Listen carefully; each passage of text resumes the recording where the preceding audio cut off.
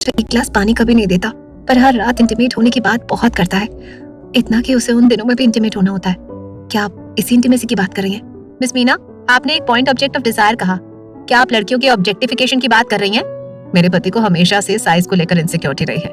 मैं उनको कैसे सेलिब्रेट करूं जब वो खुद ही इनसिक्योर है? Also does size really matter?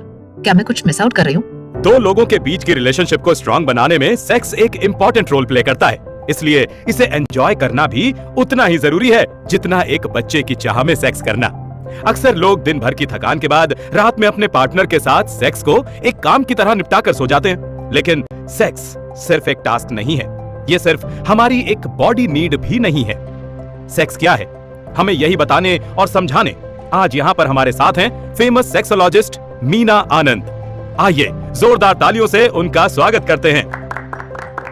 Host के बुलाने पर मीना आनंद स्टेज पर आती हैं। होस्ट उन्हें ग्रीट करते हुए कहता है, हमारे इस इवेंट में आपका बहुत बहुत स्वागत है मीना जी।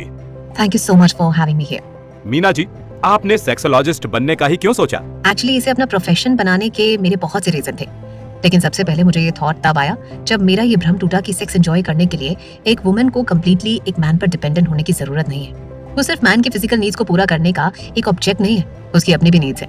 उसकी सेक्स को लेकर अपनी भी कुछ प्रेफरेंसेस हो सकती हैं। वो भी मन ना होने पर सेक्स को ना कह सकती है और मन होने पर खुद इनिशिएट भी कर सकती है। जिस दिन मुझे इन बातों का एहसास हुआ, उसी दिन मैंने तय कर लिया था कि मैं सेक्सोलॉजिस्ट बनूंगी। क्या उम्र थी तब आपकी? 24। वाह, तो ये आपके लिए है।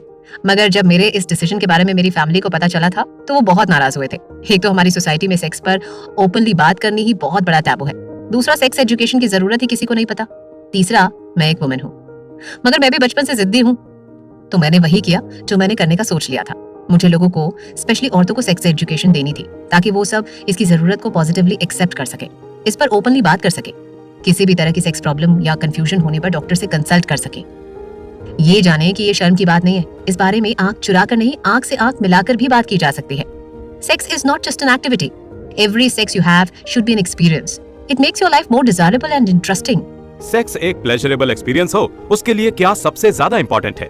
दो लोग एक दूसरे को कितना चाहते हैं ये उस पर डिपेंड करता है, और उनकी ये चाह 3 बेसिक रिक्वायरमेंट्स पर डिपेंड करती है।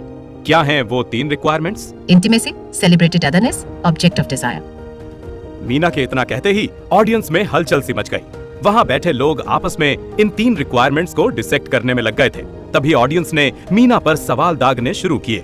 मीना जी, क्या आप थोड़ा डिटेल में इन्हें एक्सप्लेन करेंगी? श्योर, आप सबके सवालों के जवाब मिलेंगे, पर सुनते रहें आगे के एपिसोड्स।